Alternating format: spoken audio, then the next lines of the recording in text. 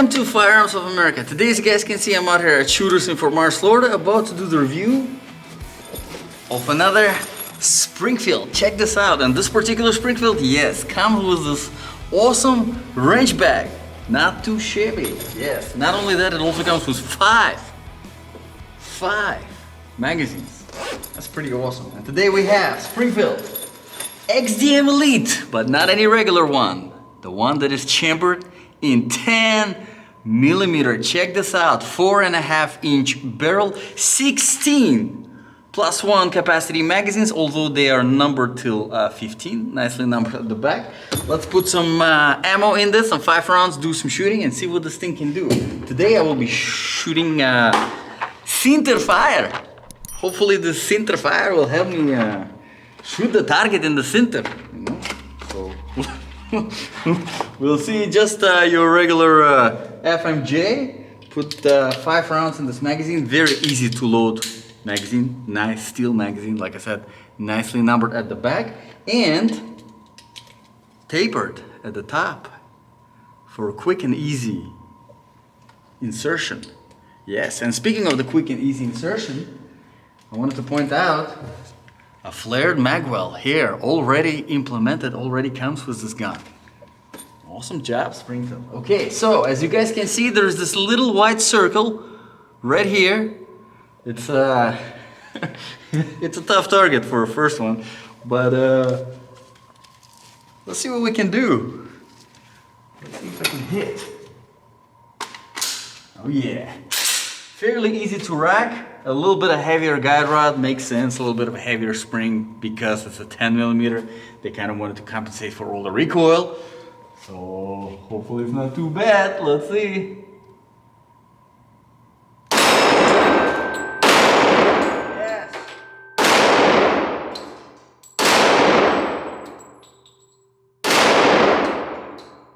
Well, I got one, barely.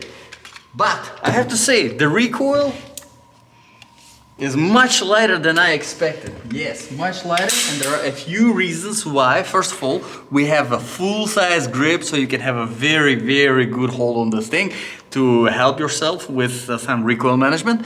Very nice ergonomics. Overall, not too much aggression. I mean, it does look pretty aggressive, but this is pretty smooth. Overall, pretty smooth. The front is a little bit aggressive, but overall, this is very smooth. Okay, so keep that in mind. If you do prefer more aggressive grips, this is a little bit lighter. All right, and there is a very nice cutout here under the trigger guard, which allows you to have your fingers all the way in. All right, there's some serrations at the front of the trigger guard if you prefer this type of grip, although I don't know why would you prefer that type of, but if you do, that's it right there. Like I said, flared magwell. Now the mag release is ambidextrous. Check this out. It's a nice little round button, very easy to press. As you can see, there is sort of a spring-loaded ejection, although it's not spring-loaded, but it does feel like it is. So quick mag changes, you can definitely do that. All right, now you're probably, of course,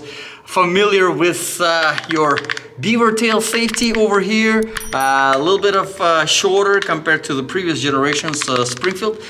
Very, very easy to press, but again, your grip with this particular handgun, your grip comes into play. Very, very important.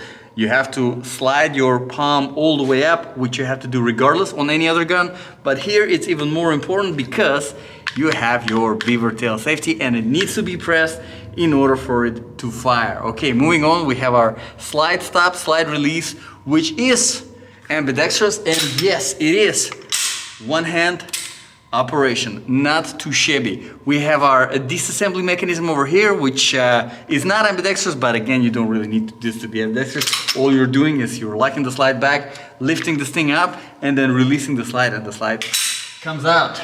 Just like that. Not too shabby. Overall, very, very easy disassembly system. Really helps, especially for beginner gun owners. If you're getting, you know, this serious Springfield, it can be a little bit of intimidating whenever it comes to the maintenance, but it's part of being a gun owner. You have to be able to maintain your firearm, and this just makes it much, much easier. Okay, so let's put some 5 more rounds. through this thing, and then we'll talk about the slide, we'll talk about the sights, we'll talk about the trigger. Yes, while I'm loading the magazine, I gotta remind you, there is right now an active giveaway for a Tact tactical gun. Yes, it is a TR9 from Tact Tactical, and you can find the link in order to enter the giveaway in the review for the TR9, and it's probably already, most likely already posted on this channel, so I'm pretty sure it's already posted. Obviously not as of right now, but like right now as you watching it. Okay, let's do some shooting. Let's do a better job with the white. Come on, man, concentrate.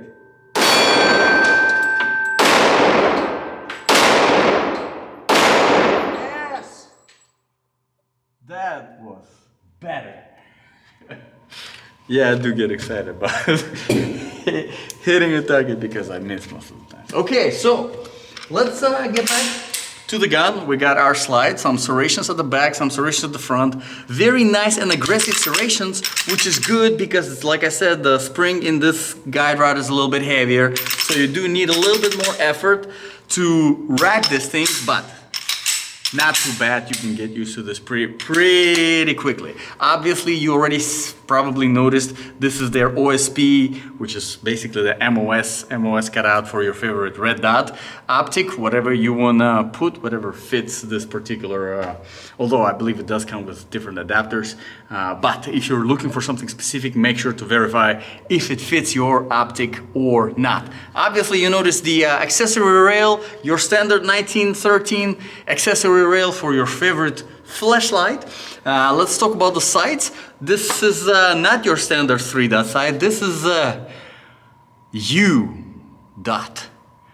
Nah, that's not what it's called, but you can see the U-shaped rear sight, and the front is the fiber optic. If you do like the fiber optic, you will appreciate this one. You know, in some cases it does help with faster target acquisition, but some people, especially some competition shooters, I know personally, they're not a fan of fiber optic at all. But in this case, I think it works very well. Now, you're probably wondering, okay, so there is no manual safety switch.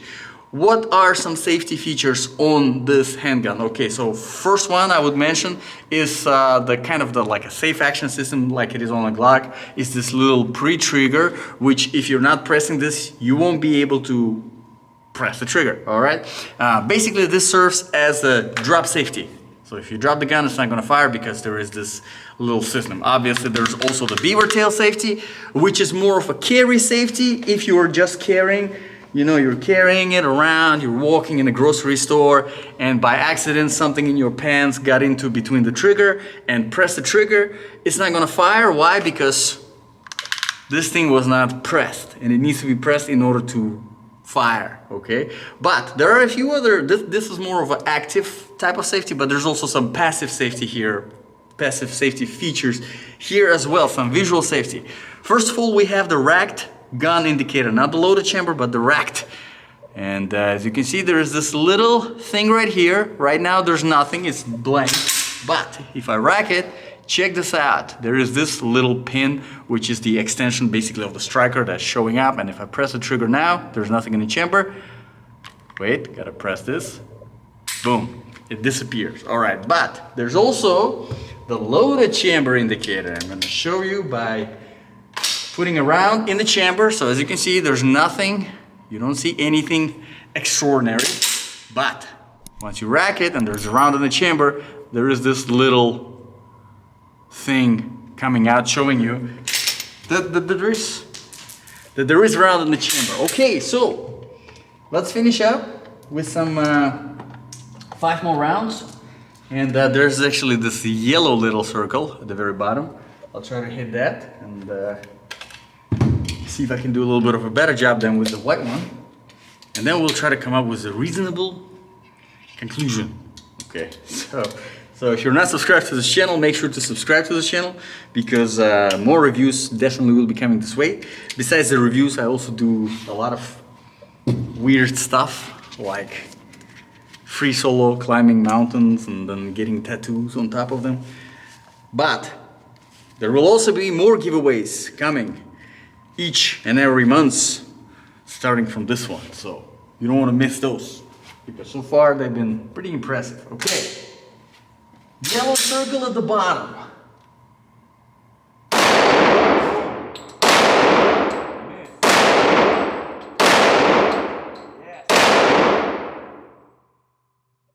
Not too shabby.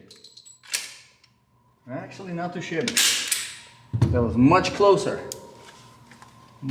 to the bullseye than on the white one. So overall, I think this is a fantastic handgun if you like something in 10mm. Now, if you like 9mm and if you're a fan of Springfields, I mean, they have the whole XDM Elite lineup. I think is just great, because you have, for a very budget-friendly, decent pricing, you get, I mean, the features that you're getting is just insane, especially with this gun specifically. I mean, 5 magazines, the range bag, you can't go wrong. But on the handgun itself, you have fantastic trigger, which, let's talk about the trigger, because I didn't talk about the trigger, I forgot.